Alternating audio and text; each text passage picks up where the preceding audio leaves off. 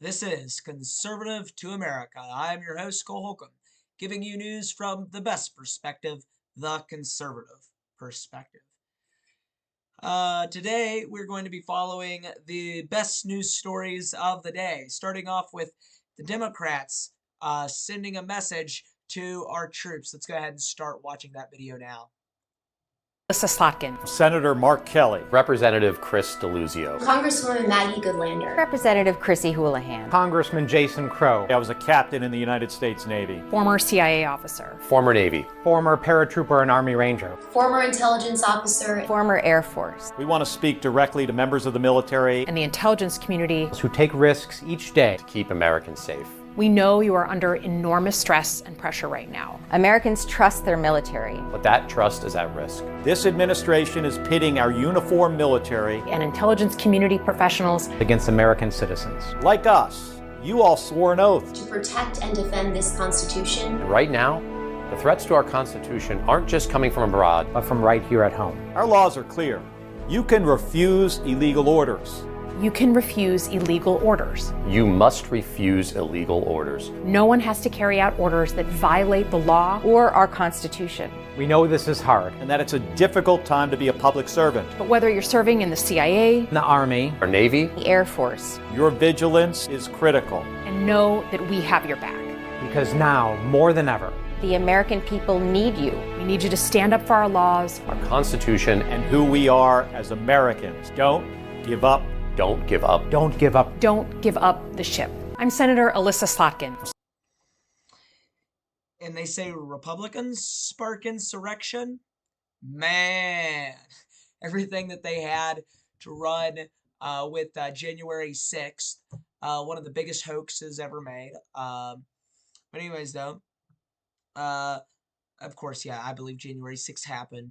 What I'm saying is that there were some things that were totally blown out of perspective by Democrats. But anyways, though, they call that an insurrection. I mean, literally, we never called for our military to quit obeying President Biden. The Republican Party never called for the military to quit obeying President Obama. Okay? This is insane. Also, the first thing I would like to say on this matter, I guess not the first thing, but like the first point I'd like to make on this matter is that Trump so far, and probably for the rest of his presidency, has not told our troops to do things that are unconstitutional. However, in the eyes of the far left, keeping our streets safe is unconstitutional because it's quote unquote racist. Okay. So, I mean, I guess in their eyes, it's fine to tell them because it's unconstitutional to keep our streets safe.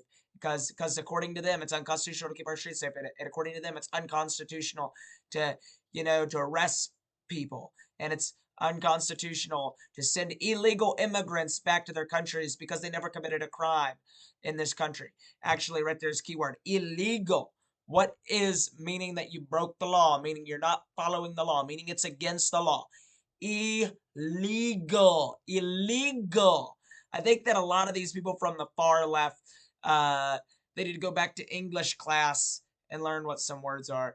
But also at the same time, I think that they're just, that dumb. They just don't understand it. Or maybe they're just, like that blindsided to the truth. Man, there's a million different ways. Or maybe they just seek to destroy this country. Maybe that's a possibility too. That's a thought. That's a thought. Anyways, though, I am sick and tired of the far left in Washington, D.C. The far left, number one, they do not care about the Constitution. No matter how much they try to make the argument that they care about the Constitution, they don't. The moment that they are given the chance, if they are given the chance, they will throw the Constitution out the door. Watch it. If they're ever given that chance, they'll be throwing the Bill of Rights out the window. They'll be throwing the Constitution out the window. They'll be throwing your freedom of speech. They'll be throwing your right to bear arms. They'll be throwing your freedom of assembly. They'll be throwing your freedom of religion, your freedom to protest, okay? They'll be throwing out all of your rights, okay? They'll throw out everything in a Constitution. You ever heard of We the People? Yeah, it's going to be We the Democrats and the people who are now in prison. That's going to be what they make the Constitution into when given the chance. That's what the Democrats do. I'm not here to fearmonger you about that, but I'm just saying, We've seen the Democrats. We know what they call for. We see it right here. This is a video from them. This is not this is exactly what they said. And they encourage people to commit insurrection and claim things that are not unconstitutional. They claim that they're unconstitutional. It's crazy. I can't even stand it anymore, what the far left is doing. So, with that, let's go ahead. Let's move on to something else. We're going to move on now to gas prices. Over here, I got a chart for gas prices. So, this is regular. This is 87. This is the price for gas for 87. Gas prices, they are at the lowest they have been since this Thanksgiving, since the pandemic, according to the White House. So, right here, first Thanksgiving under Biden, $3.28. Thanksgiving this year, $2.92 as of today. Let's go back to 2020. Man. Anyways, though, but yeah, right there. First Thanksgiving since Biden. Lowest gas prices have ever been. This is what we call Trumponomics. You've heard of Bidenomics right here. Look at that price. You see that little like pyramid? You see the mountain?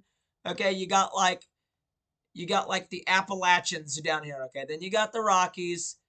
Then you got Mount Everest. Okay, this is the Himalayas. These are the years of the Biden administration. Man, they spiked that $4.77 a gallon in June of 2022. Man, isn't it glad? Aren't you glad that Joe Biden isn't president anymore? Aren't you glad Joe Biden isn't president anymore? But I mean, it's nice to hear some good economic news, especially after the statement from the Oklahoma Beef CEO and the statement from the White House. The statement from Oklahoma Beef CEO was that ground beef, it will hit $10 a pound in the third quarter of 2026. Okay, $10 a pound. Right now it's at $6, $10 a pound.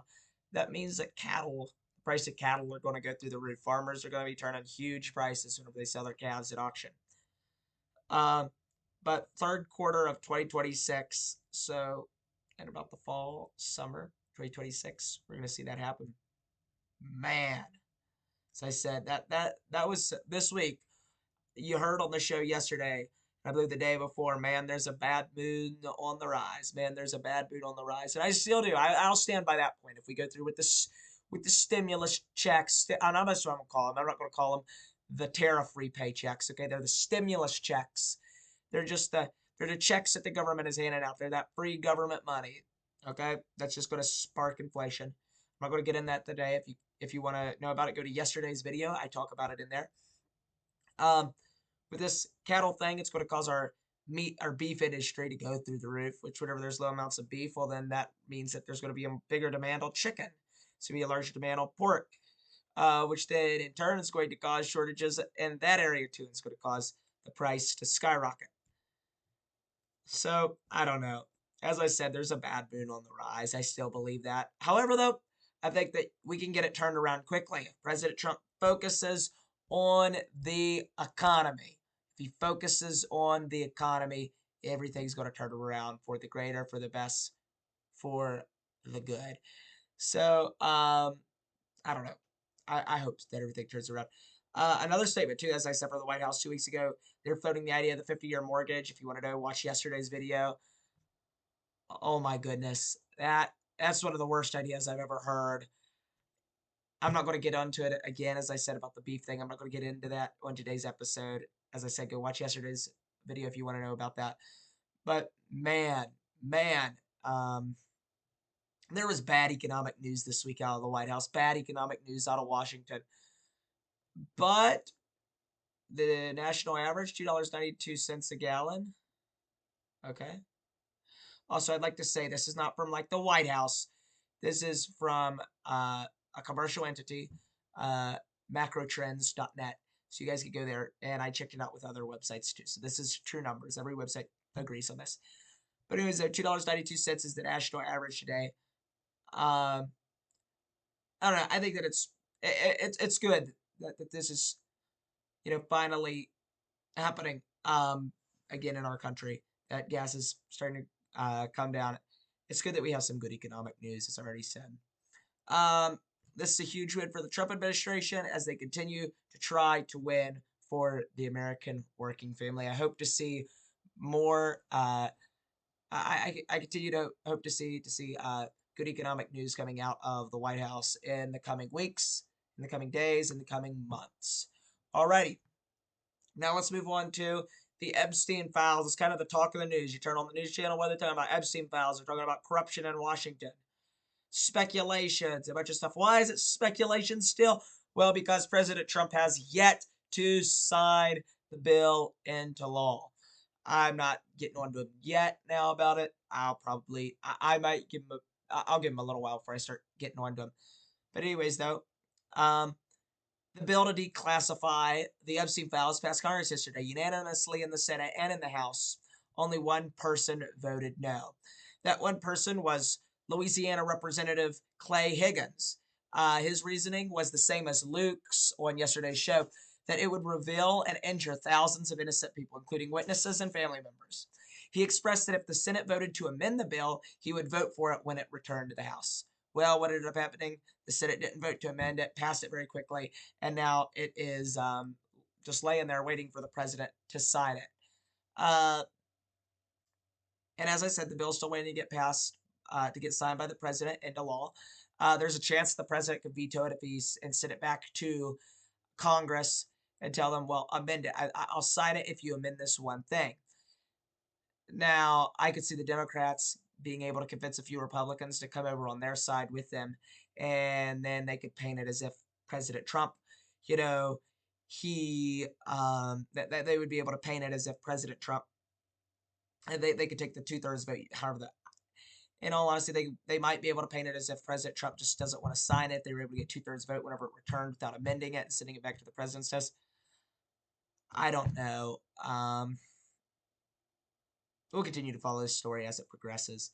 But I hope that President Trump signs this bill into law, and we finally get some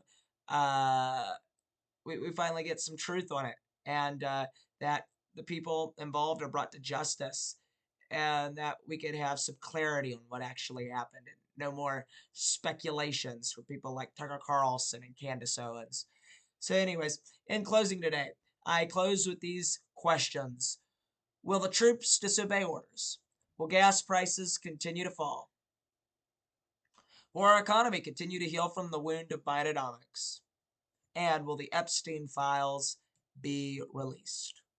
Only time will tell, but I will continue to bring you news commentary here on Conservative to America from the best perspective, the conservative perspective. I am Holcomb, and this is Conservative to America.